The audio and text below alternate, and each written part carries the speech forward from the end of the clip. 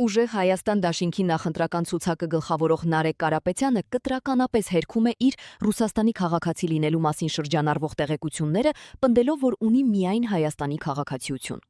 Նա հայտարարել է, որ իշխող թիմը միտումնավոր ֆեյք լուրեր է տարածում ժողովրդի ուշադրությունը Նիկոլ Փաշինյանի գործողություններից շեղելու համար։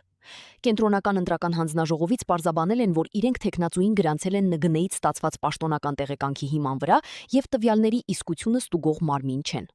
Այս ամենը հաջորդել է ազգային ժողովի նախագահ Ալեն Սիմոնյանի հրապարակած փաստաթղթին, որն իբր վկայում էր Կարապետյանի Ռուսաստանի Դաշնության քաղաքացիության մասին։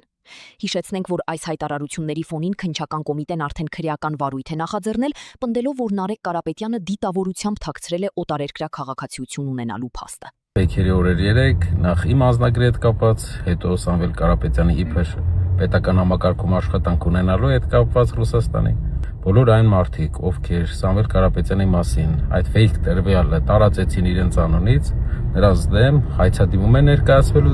դատական, բայց իրենց պես չէ, որ մարդկանց տանեն ձերբակալեն, այլ ուրիշ բանի համար, որպեսզի նրանք վճարեն իրենց ստերի համար, բայց իսկ վճարը գնալու է գիտեք ուր։ Գնալու է Սևանի հոգեբուժարան։ Այնտեղ մենք կվերանորոգենք հոգեբուժարանի սենյակները եւ նաեւ ծրագիր կունենանք, որ ով ունի հոգեկան խնդիրներ, անվճար տեղեր տրամադրվեն այդ մարդկանց, որպեսզի անհավասարակշիռ վարքագծով հասարակության մեջ մարդկանց չվախեցնեն եւ նրանց պաշտոն չտրվի։